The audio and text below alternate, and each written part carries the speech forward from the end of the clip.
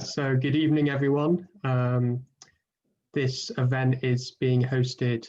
My name's Anthony, and I'm the chair of a group called the Birmingham Israel Society, and we are a coalition of students from across the city of Birmingham and go to various different universities and campuses.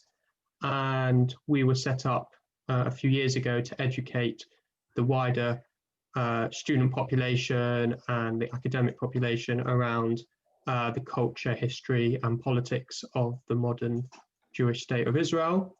And I'm also in another capacity a fellow for Camera on Campus, who are also hosting this event, and another of the coalition groups of Camera on Campus. Birmingham is one, another is the University College of London Israel Society, and they are also co-hosting this event.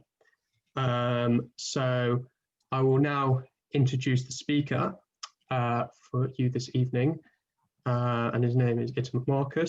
So Itamar is a researcher and the founder and director of an organization called Palestinian-Media Watch, and it studies Palestinian society by monitoring and analyzing the Palestinian Authority through its media and textbooks, school books. And his work in this vein has led Benjamin Netanyahu to appoint Marcus to represent his country in the negotiations with the Palestinians on incitement in the Trilateral Anti-Incitement Committee in his capacity as Director of Research for the Center for Monitoring the Impact of Peace, where he served from 1998 to 2000. He is also the former Vice President of the Central Fund of Israel, and originally coming from New York, he now lives in the Jewish community of Efrat in the West Bank, or Judea and Samaria. So I will now pass the floor to Itamar, who will start by giving a 30-minute presentation about the work that he does in Palestinian Media Watch.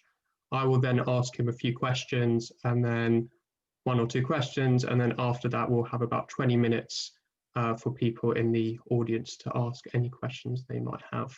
So take it away. Thank you. Thank you, Anthony, and welcome everyone. I'm just going to share my screen now. So there we go. Okay, welcome everyone, and thank you for inviting me to make this presentation. The topic of today's presentation is, when the Palestinian Authority says peace, what does it really mean? Now, this is such a critical question, and if we don't know what the Palestinian Authority is fighting about, if we don't know what they're telling their people the conflict is about, we're never going to be able to make peace. You can't solve a problem if you don't know what the problem is in the first place. And the Palestinian Authority has a habit of telling the world one thing and telling their own people something else. Their own people have their own perception of what the problem is. And what I want to show you today is that internal Palestinian world. What do they think the problems are? What have they been taught by their leadership? And I'm going to be showing you material from the Palestinian Authority and Fatah. Fatah is the party of Mahmoud Abbas, who runs the Palestinian Authority, and Fatah basically runs the Palestinian Authority in general. I'm not going to be showing you Hamas material. I want you to understand that this is the mainstream message coming to adults, children in the Palestinian Authority on all of these issues that you're going to be seeing about.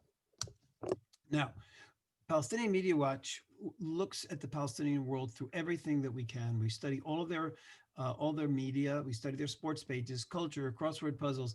We study their school books, and we do it through television, through official newspaper sources. We do it through Facebook. We do it through Twitter of the leadership. Basically, everything we can, all the different ways that the Palestinian Authority has to give messages to their people. That's what we're following. That's what we're following, because we want to get the totality of the society, what exactly is going on. Now, I say we study sports. You might wonder what could be important studying the sports pages of the Palestinian Authority. And I want to just give you a couple of examples here.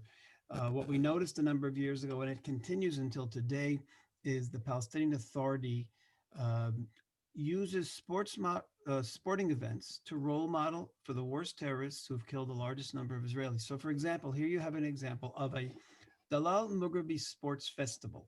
This is done through the Ministry of Education in Ramallah. That's where the Palestinian Authority capital is. You see all these young high school girls participating in this Dalal Mughrabi Sports Festival. They actually all had the picture of Dalal Mughrabi on them, on their t-shirt, on their sweatshirt during the entire tournament. Who is Dalal Mughrabi? Mughrabi hijacked this bus in 1978, murdered these 12 children in addition to 25 adults, these two brothers they murdered and their mother. And the Palestinian Authority felt it was wise and educational to name this sporting event after her. A few months later, there was a karate tournament named after her, and there have been dozens and dozens of events and tournaments named after Dalal Mughrabi, putting her and her murder of 37 Israelis on a pedestal as an ideal type of activity for Palestinians. Now, I want to show you it's not just role modeling of Dalal Mughrabi through sports. I want to show you what they say about Dalal Mughrabi, this mass murder of children in Palestinian Authority school books. This is a chapter about heroes. Again, this is Ministry of Education. This is all official source. These are all official sources. And it teaches follows. Heroes have an important position in every nation. We're proud of them, sing their praise, learn their history and their lives, name our children after them. Every one of us wishes to be like them. So this is such an important sentence. We're not just talking about the past. We're talking about the future. We're talking about you children. Every one of us wishes to be like them. Then it has a list of 10 people who are the examples of heroes. And one of them, by the way, they're all fighters, every one of them, since the beginning of Islam until today. And one of them is this same Dalal Mughrabi. Every one of us wishes to be like Dalal Mughrabi, who murdered 12 children and 25 adults. These heroes are the crown of their nation, the symbol of glory, the best of the best. And then it continues, bravo to the heroes and scorn to the cowards. Now, this is being given to fifth grade Palestinian children. Fifth graders, we're talking 11-year-olds. And they're being told that if they don't want to be like Dalal Mughrabi, who died in her terror attack, they are cowards. And if you do want to be like her and you're willing to die, then you're a hero. Scorn to you, you're a coward. So this is an incredible message coming from the Ministry of Education to very young children. And this is a typical kind of message, and you'll be seeing more of these things as we go through. Now, just one final example of this in the education, going up to higher education. This is just October 18th, just a couple of weeks ago.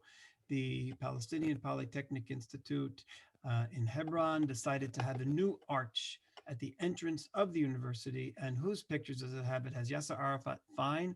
It has Salah Khalaf. Who was he? He was the head of Black September and planned the Olympic massacre, planned the attack on the Olympics with the Israeli athletes were murdered. So this is the person now, again, who the university is having as the entrance, again, as a role model, and showing a similar thing at a high school, much, much worse. This is a high school in Bethlehem. And as the girls go into high school every single day, they see this memorial, which I'm pointing out over here. And what is it? Who is it honoring? It's honoring the martyrs of the Al-Aqsa Intifada, and it specifies specifically the martyr Ayat al-Akhras. Who was she? 17-year-old girl suicide bomber. These are teenage girls, and they're seeing the name every day of a 17-year-old suicide bomber being presented as a role model for these children. So this is what we're seeing in terms of role modeling through sports, through education, through naming in the Palestinian Authority. Now, to the question we have to understand before we can go about making peace, what's the conflict about? And this is what I want to show you what the Palestinians tell their own people about. And this is something that they're never, ever going to be telling when they're in London or Washington or Brussels or anywhere else where there are foreign leaders. Now, the person you're going to hear speaking now is very important. You're going to be hearing more from him later, things that he just said recently.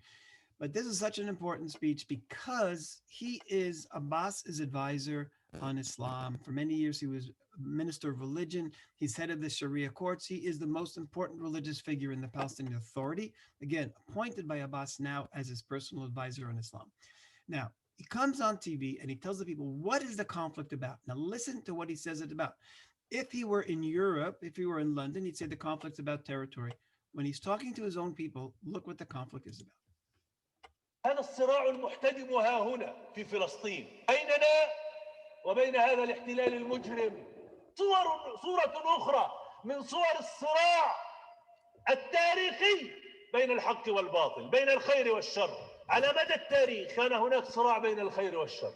الخير يمثله الأنبياء وأتباع الأنبياء، والشر يمثله الأبالسة وأتباع الأبالسة، الشياطين وأتباع الشياطين.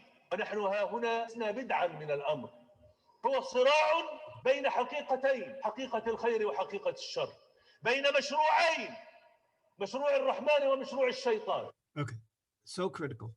We're not inventing anything new here. The conflict between Israel and the Palestinians is centuries old. It's the historic conflict between good and evil. And that's before Israel. It means the Jews. The Jews represent evil. The Jews represent falsehood. The Jews represent Satan and the devil. And therefore, Israel is Satan's project. It doesn't matter what borders Israel is in.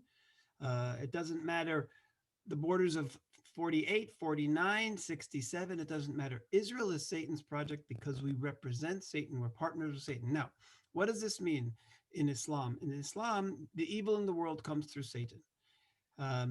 By saying we're Satan's partners, Satan cannot do evil in the world without human beings doing it for them. So what's happening is Satan has evil plans for the world, and he's partnering with the Jews.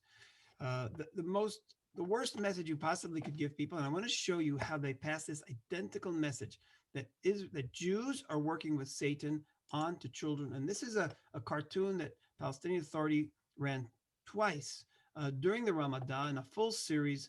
And the story is about Muhammad in the beginning of Islam, and it's describing how Satan wanted to destroy Muhammad and how he partnered with the Jews. Look.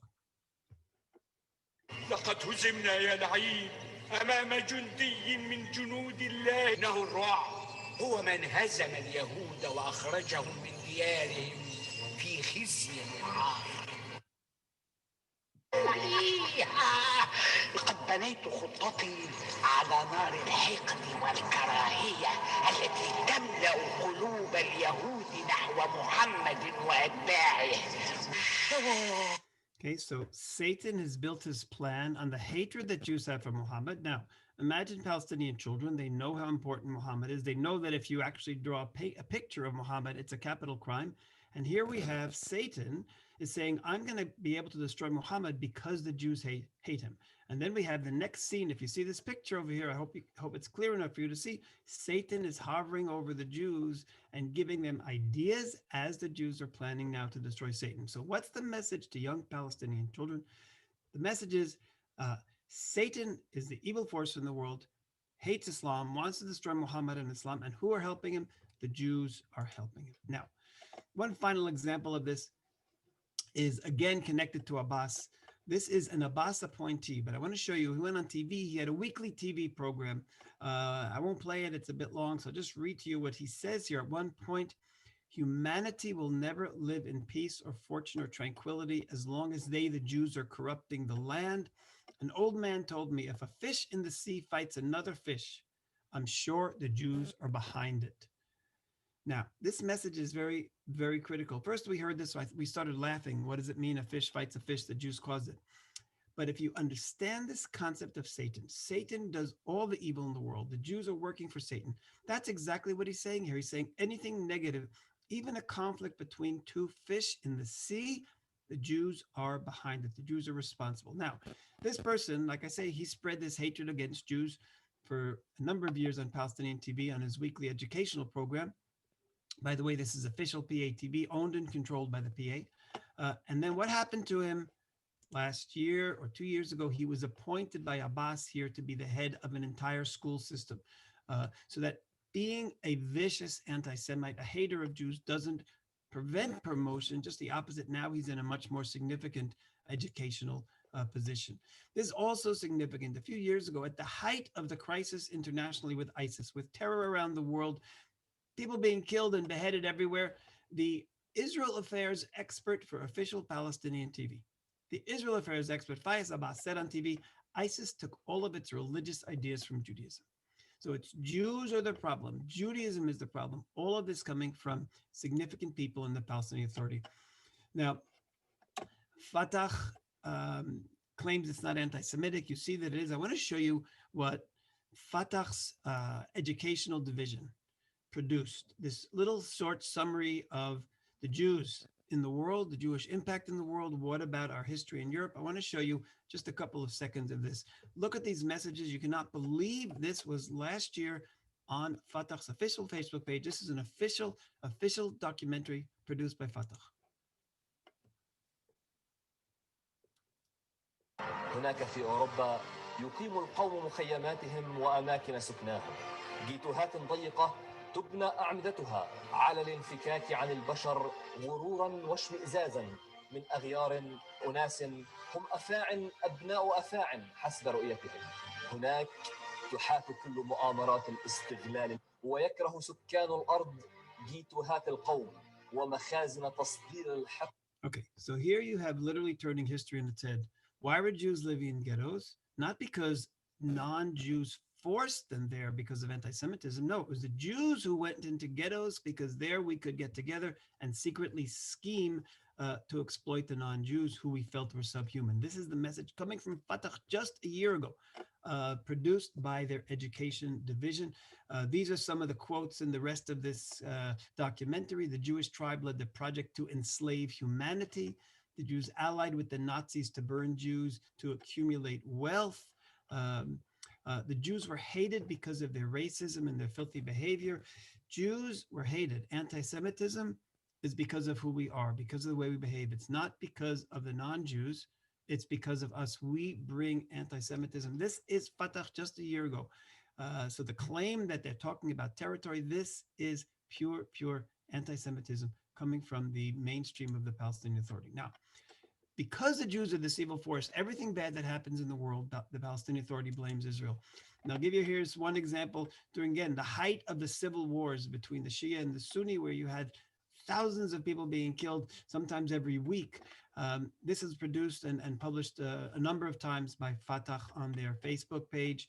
The Shia and the Sunni are blowing each other up, but who's really behind it is this ugly, distorted Jew over here. Here, when there was the terror attack in Paris and 129 people were murdered by ISIS, yes, they said ISIS pulled the trigger, but it was Netanyahu who was really behind it. He directed the fire. And this is a fascinating example also. The Arab Spring turned out to be, there was all this optimism. It turned out to be civil wars with hundreds of thousands of people killed in the Arab world in civil wars. And then you also had the coup in Gaza, where the Palestinian Authority has been split since that coup into two entities between Hamas and Fatah. Both of these things last year, the official PA Daily blamed on Israel and the United States. Never accepting responsibility, even their own civil war, they blamed on Israel and the United States.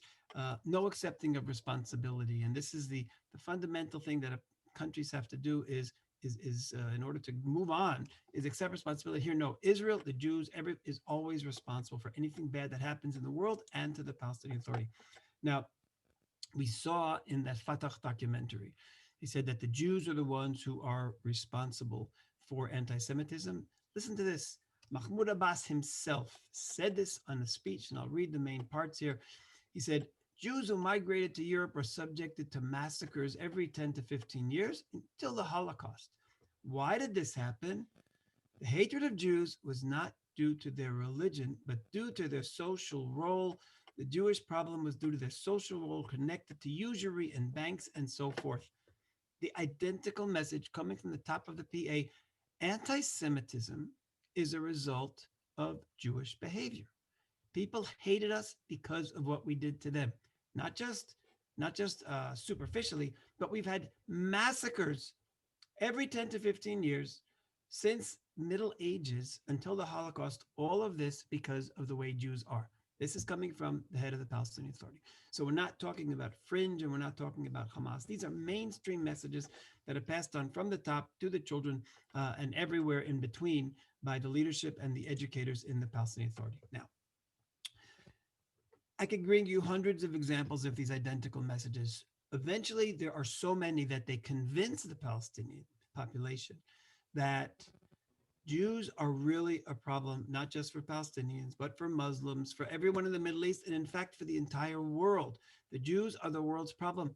Therefore, if you kill a Jew, you're actually doing a service to humanity. And I want to show you, it's not just the conclusion that one gets from this, they actually say this in their own words. And this is from a sermon that summarized the whole thing. Again, official Palestinian TV.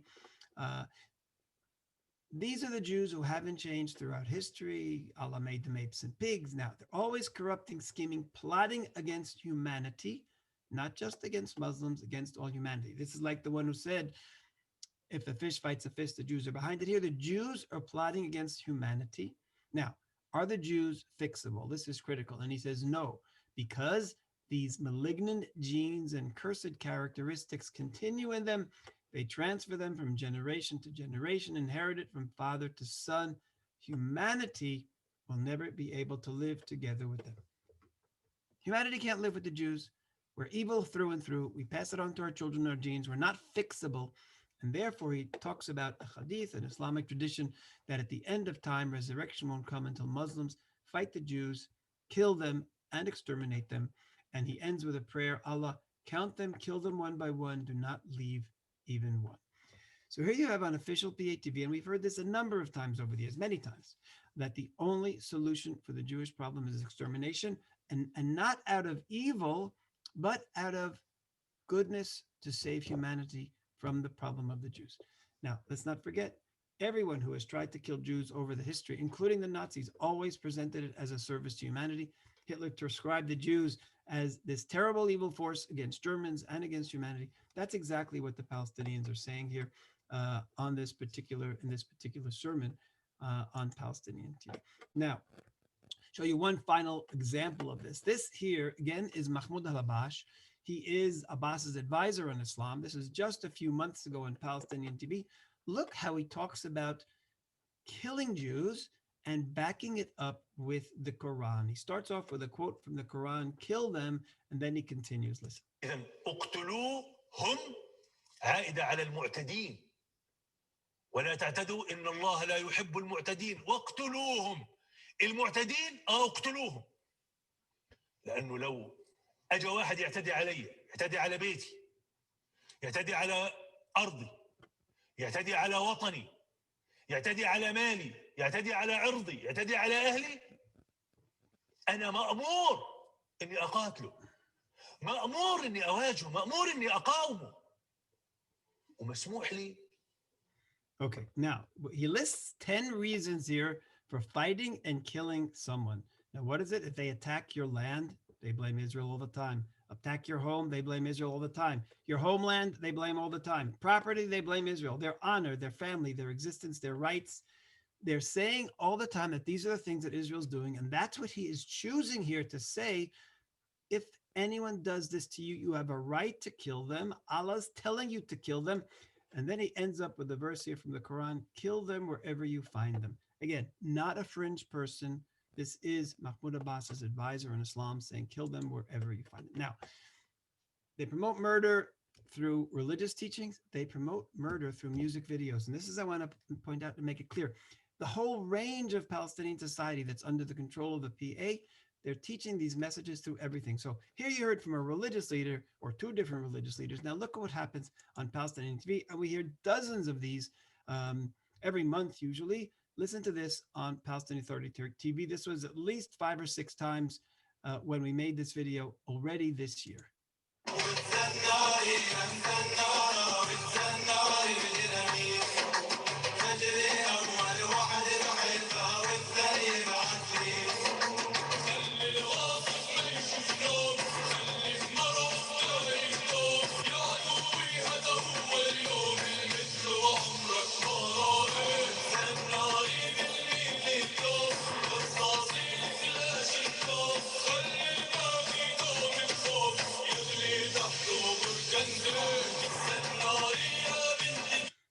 strap on the belt. They're talking here about suicide bombers. They mention the first line is also strap on the explosive belt detonated in Haifa and Atlit. Of course, these are two Israeli cities.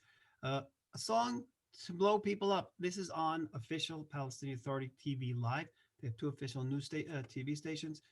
Ran many times this year on PATV. Give you a few seconds of another one.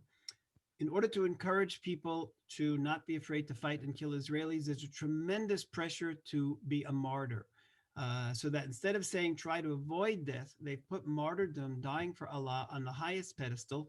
And here's a video that has been running since 2017 through this year, dozens and dozens of times on the official Palestinian Authority TV stations. Listen to this message, which is so counterintuitive. You'd think they'd be telling people, kill them and run away and be safe. No, they're doing just the opposite. Listen to these words.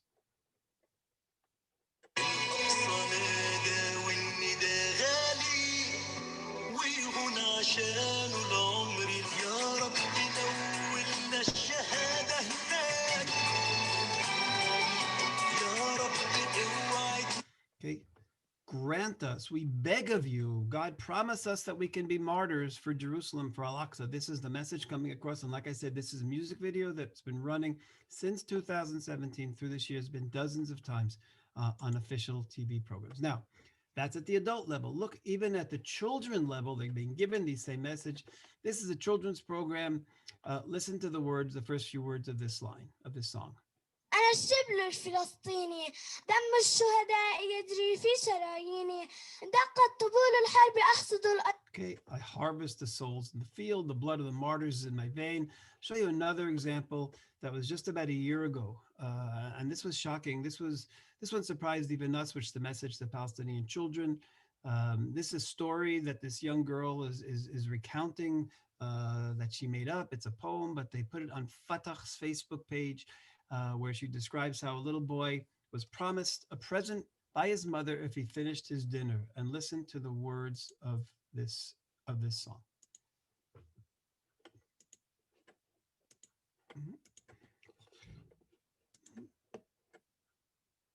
Okay, it's frozen for a second.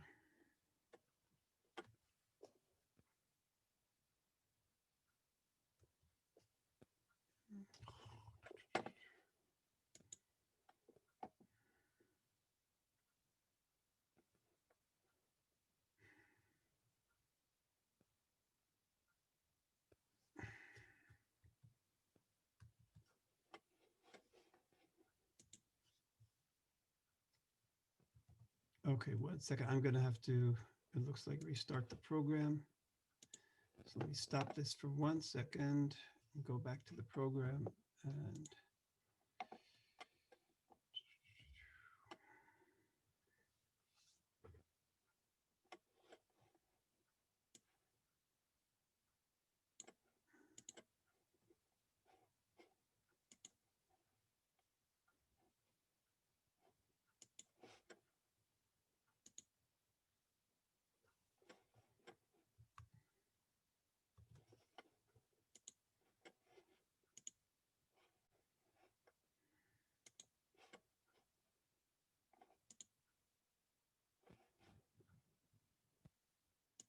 فأمه وعدته بهدية إن هو أنهى طعامه تساءل بجنون ألعبة تكون أقبلت أمه بطلة بهية تحمل الهدية نظر إليها فإذا بها بندقية صاح بأعلى صوته يا أمي يا أمي ما هذه أهذه هي الهدية ضمته إليها واحتضنته بيديها وقالت يا بني لم نخلق للسعادة فأنت في نظري مشروع للشهادة فالقدس لنا وسلاحنا إسلامنا وذخيرتنا أبناؤنا. okay, this was like I said, the shocking message here to Palestinian children that Fatah's Facebook page felt it was important to post. Children should not expect happiness in life. Children were made for martyrdom. You are just ammunition. Imagine telling a child you have no value in and of yourself. You are just ammunition for Islam. That's the message coming through here that Fatah felt was important that children receive, and they put it on their Facebook page. Now, just a few more things before we open up to the questions. Because of this, because killing Jews is good for Palestinians and good for the world, terrorist prisoners and people who kill Jews are honored tremendously. And I want to show you some examples of this. Here's a picture of a Rabbi Raziel Shevach. He was murdered by Palestinian terrorists. These is his family. He was murdered and then by a terrorist named Ahmad Jarar in a drive-by shooting. A year later, after Ahmad Jarar was killed, a year later on the anniversary of the terrorist death, who murdered this innocent civilian. This is what Fatah posted on their Facebook page about this terrorist. The martyr, the star of the night that guides those wandering on the path, giving as the candle gives that burns itself in order to light the path of freedoms, the martyrs of the magnificent ones, the crowns of the jewels, the ideal example of humanity. So this person who murdered, cold-blooded murder of a father of 6, he is the ideal example of humanity. This is Fatah on their official Facebook page. Here's another example. 2 young people who were killed by a co-worker. This is a mother of a 15-month-old. He was a father of 3. She was tied up and then executed by the terrorist. A month and a half later, the terrorist was still free. His name was Ashraf Na'allah. And then Facebook put this on their Facebook page, writing this to the murderer: the wanted one, Ashraf Na'allah, Allah is protecting you and taking care of you. In other words, the person who went in and murdered 2 co-workers, Allah is protecting him. Now, why would Islam think this is a positive act? This isn't Hamas, this is Fatah. And the answer is everything I've showed you up until now. Killing of Jews, whoever they are, even civilians, is being presented as a significant religious act. Allah is protecting you. That was their message by Fatah, that this is a religious act because the Jews are this evil force in the world. Again, it's shocking because we presumed, and they tell the world, and Israel hopes that it's a land issue, it's a territory issue. If it's a territory issue, we can compromise. If it's about who we are, there's nothing to compromise. And this is what we see in their internal messaging to their own people. Allah is protecting this murderer of these two young people. This is more known the other way that Palestinians are war. They don't only honor terrorists, they also pay their salaries. And we've produced, by the way, about 20 posters like this. If anyone wants them, let us know. If you want them for demonstrations, if you want them for handout, people have made them. What we do is we show exactly what it means when we say paying salaries to terrorists. So here, for example, 2 terrorists murdered the Ruth Fogel and Ehud Fogel and their 3 children, aged 11, 4, and 3 months. They were in their homes. The children were all in bed. The children were literally had their throats slit and they were stabbed to death in bed. The parents were likewise killed. The terrorists who did this have already received $174,000. Another example, Abdallah Barghouti, a Hamas member who built the bombs for 6 suicide bombings, including Hebrew University, murdered all of these people. He has already received $239,000 from the Palestinian Authority. And by the way, for many years, Britain was funding the Palestinian Authority general budget. British money was paying Abdallah Barghouti's salary for many years. We presented this to members of British Parliament a number of years ago. At that point, Britain decided not to pay money to the Palestinian Authority directly, but only to fund projects. It's not a real solution, but I don't want to get into that now. Now, the final thing I want to discuss is what about land? I've been telling you what the essence of the messages of the PA. What about land? Is the PA willing to live beside Israel? Of course, they tell the international community yes. I want to show you that not only is this not the main issue, but even this issue is presented falsely internationally. They tell the international community they want Judea and Samaria, West Bank and Gaza Strip. Look what they tell their own people. This is just a couple of weeks ago. This is what Fatah posted on their page. They showed 4 different pictures of maps of all of Israel and PA areas. And the text was, here we remain, we will not leave. Palestine is the goal that dignifies and the flag that waves. This is the message from Fatah again, not Hamas. This is on Mahmoud al-Abbas, again, that same person who we saw. And it says here above, it was Palestine, it will be called Palestine until the promise of Allah. So it was Palestine and it will remain Palestine. That's the message coming through. This is the Palestinian school book, the Palestinian flag over all of Israel. And it's defined as the geographical area of the state of Palestine. That's what this is presented as. Here you have a Palestinian teacher teaching at an event in the school, and this is what was shown on TV. Notice here you have Israeli flags over the whole country of Israel, and they're all ripped in half. And on top you have a Palestinian flag. So what's the message? The ripped Israeli flags being replaced by a large Palestinian flag. Now the teacher continues. رؤية لنا والأمل لنا في تحرير فلسطين، في تكسير القيود، تكسير الحواجز وهدم الجدار الفاصل كما هدم جدار برلين بإذن الله، ونصل إلى تحرير صورة معبرة وخارطة يعني نتمنى أن نصل إليها في القريب العاجل إن شاء الله. أملنا نتمنى للتحرر. بدي أشكرك جزيل الشكر على هذه المبادرة. بدي أشكر مديرك. Okay, they thank the school principal, they thank so the message to kids in school is that the issue is not West Bank, Gaza Strip. The issue is everything, and inshallah, we're going to liberate Palestine. Those are the messages. Again, regular messages on the Palestinian world. The final example is even the land issue is presented as an Islamic issue, not just the Jews, but the land as well. Here's Mohammed Hussein just a few months ago, September 2020, on TV.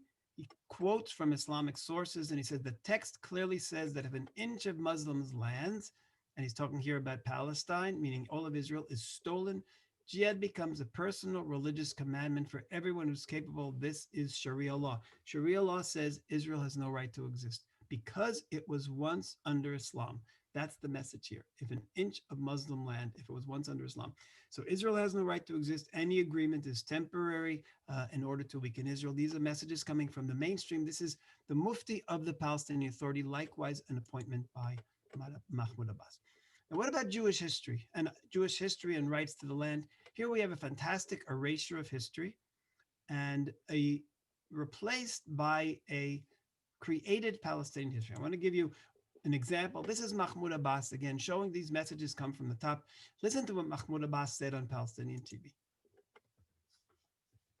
روايتنا تقول نحن في هذا البلد قبل سيدنا إبراهيم، ولا أقول هذا الكلام أنا، وإنما التوراة تقول إن الفلسطينيين بالنص موجودون من قبل إبراهيم. إذا لماذا تنكر علي حقي؟ Now, of course, that's not true. The Torah says nothing about Palestinians. It talks about Plishtim. The Plishtim came from the areas of Crete and Greece, nothing to do with Palestinians. But here he's saying that we were mentioned in the Bible first, and now he creates something also even more interesting. فهذه الأرض لم تكن يوما بلا شعب، فنحن مغروسون في صخورها وترابها وجبالها منذ بداية الحضارة والكتابة واختراع الأبجدية الكنعانية الفلسطينية قبل أكثر. Okay, the invention of the Canaanite Palestinian language more than 6,000 years ago. Of course, the Canaanites were not Palestinians. The Canaanites weren't Arabs, and they weren't there 6,000 years ago, the Palestinians. But this is the false world that is created by the Palestinian Authority for their people. Israel and Jews are erased from the land. Palestinians are stuck there.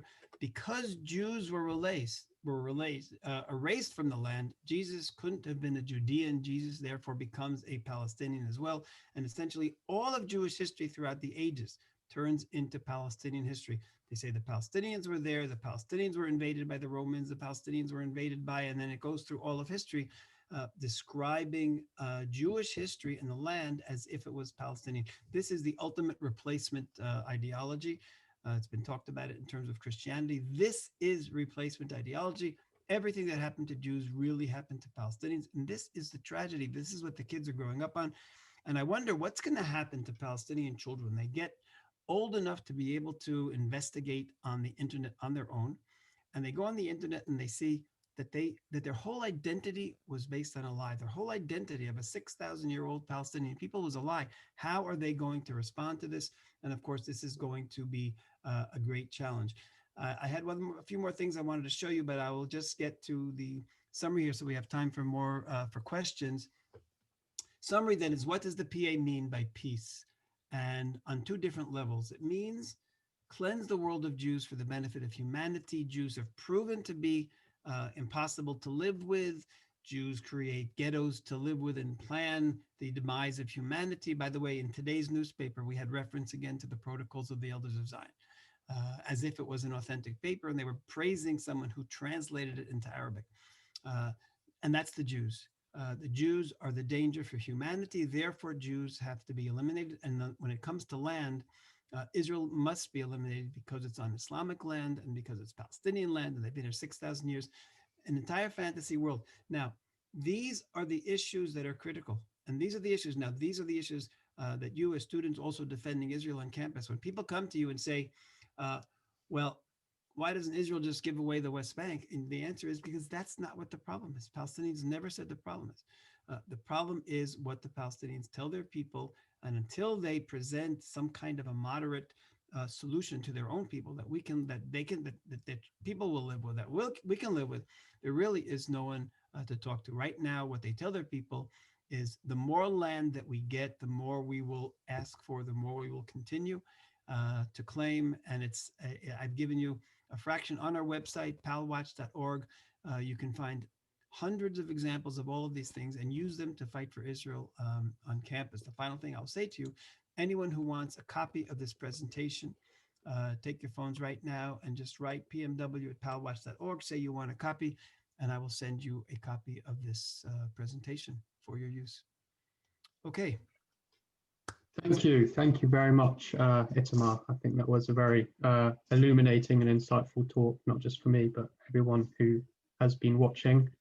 I'm going to start by asking a question myself. We're about 50 minutes left, but if any of the attendees want to ask a question, either if you're watching through Zoom or Facebook Live, please drop one in the comments section.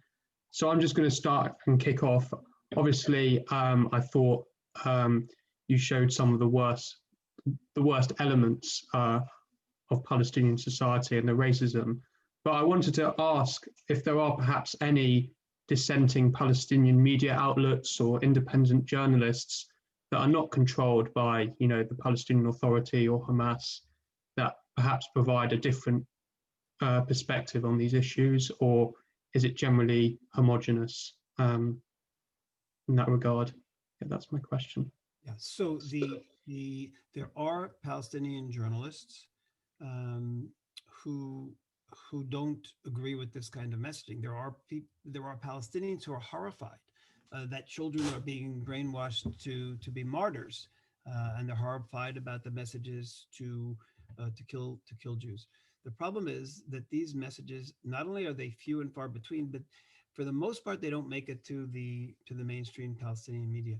You take a Palestinian like, I don't know if you know the name, Khalid Abatome, who is a person who I'm close with for many years, and we've lectured at conferences together.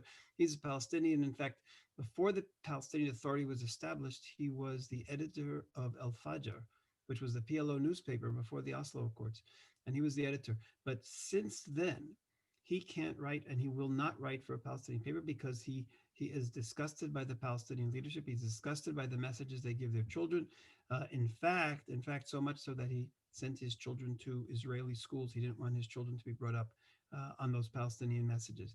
So there are good Palestinians, but they're not given an outlet. I'll say something beyond that. There are many good Palestinians. In fact, we're starting now at Palestinian Watch a whole project with Palestinians who are horrified by the messages they were brought up on.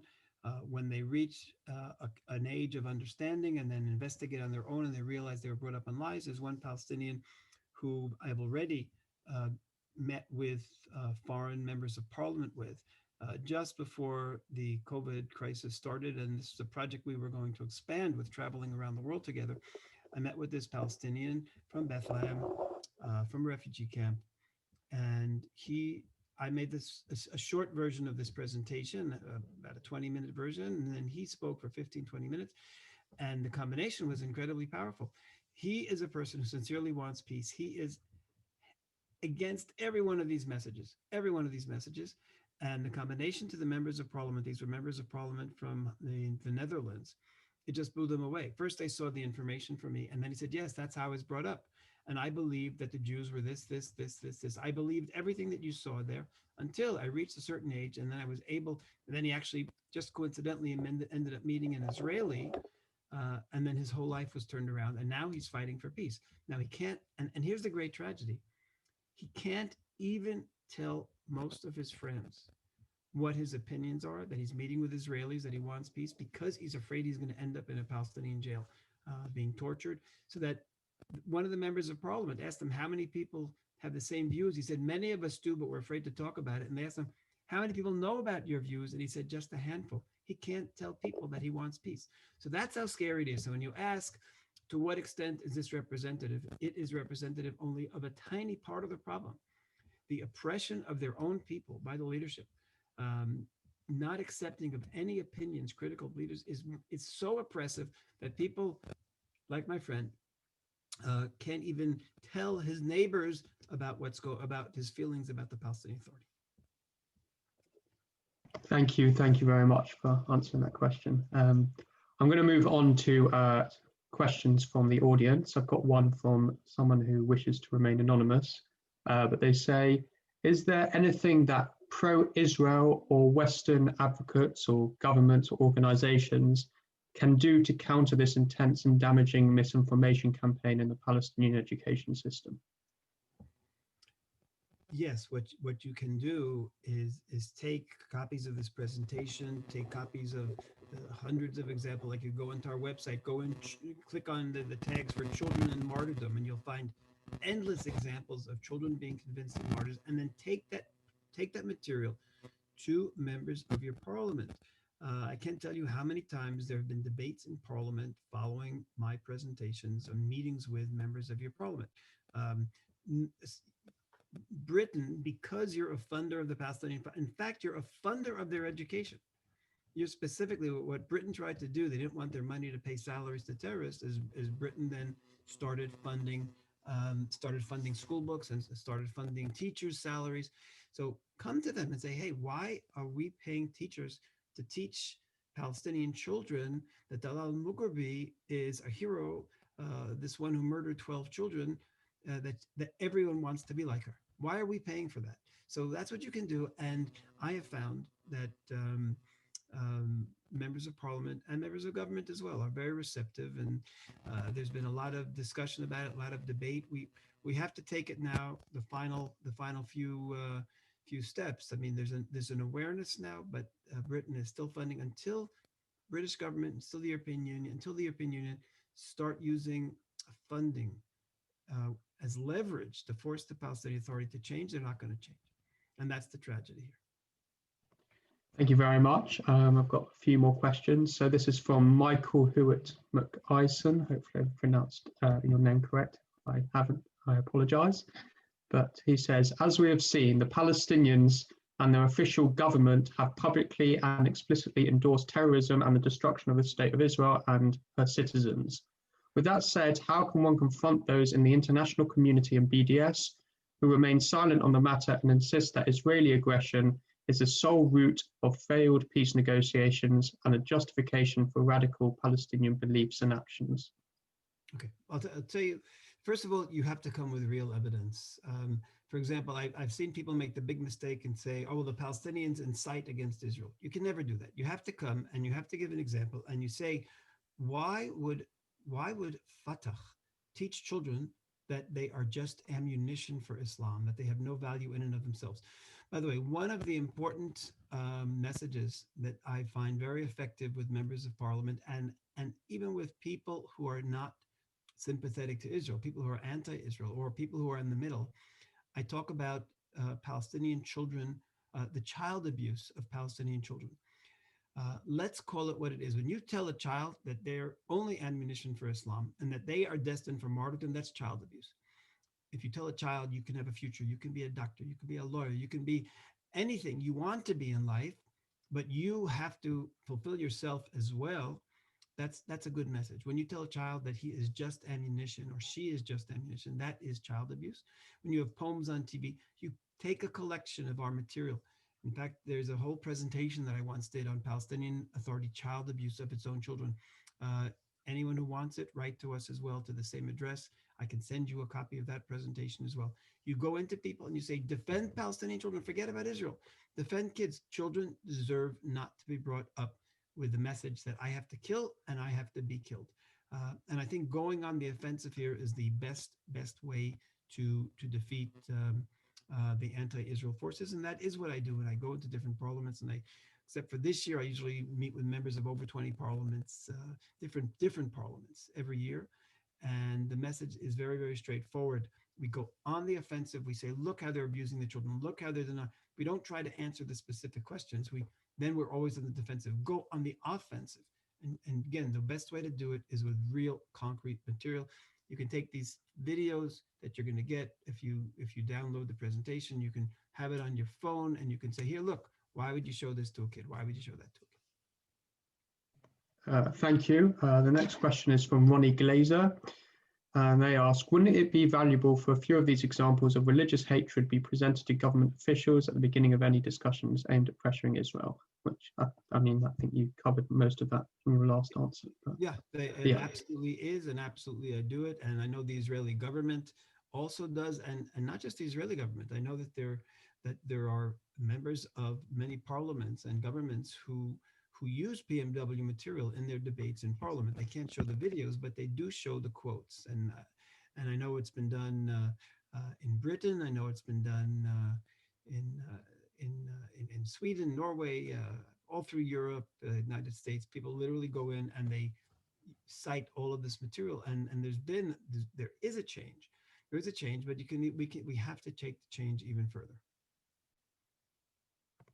Okay, thank you. If anyone else wants to ask any questions, please do so. But yeah, I'll ask one more myself. Actually, Camel on Campus is doing a campaign now talking about the experiences of Jews who descend from Mizrahi Jews who descend from the Middle East and North Africa. And I was wondering how the Palestinian Authority or the wider Palestinian society portray the narrative of Mizrahi Jews in the media, particularly in regards to their displacement from Arab and Muslim lands. Do they deny these events even occurred, or do they provide a counter-narrative or something else? They absolutely deny that the Jews left the Arab countries because they were forced to leave. Absolutely deny that. And what they've done on a number of occasions is they said, Israel has no right to exist. What are you doing here in Palestine? You had a wonderful life in the countries where you came from all throughout the Middle East. Why don't you go back to your countries now? They'll all accept you back and you can have a good life in these countries. This is the kind of outrageous message that we've heard from Palestinian leaders on Palestinian TV and in text. No recognition of the horrors that the Mizrahi, that the Eastern Jews had to go through, the Jews from Arab countries. So it's just like they deny that Jews existed as a state, that there was a temple, that there was a Jewish history here. The entire Palestinian world is literally there is an alternative reality. It's not based on any reality. A 6,000-year-old Palestinian people, of course, is a farce. Likewise, never having been a temple is a farce. A Canaanite Palestinian language, and the same thing. The Mizrahi Jews are just you left for no good reason. Now go back to your homes. That's where you should be. Thank you very much. I think it might be time to finish. We have a few more minutes, but I think everyone's asked the questions that they have. So I'm going to leave it there. So I want to thank Itamar very, very much for his time. I also want to thank Camel on Campus and Birmingham Israel Society and UCL Israel Society, and for all of you for attending this webinar. I hope you learned a lot, and yeah, thank you again, Itamar. And yes, as he said, if you want to learn more about his work or get the recording of this event, you can get in touch with him directly. But yeah, thank you all, and I look forward to seeing everyone at the next event. Thank you.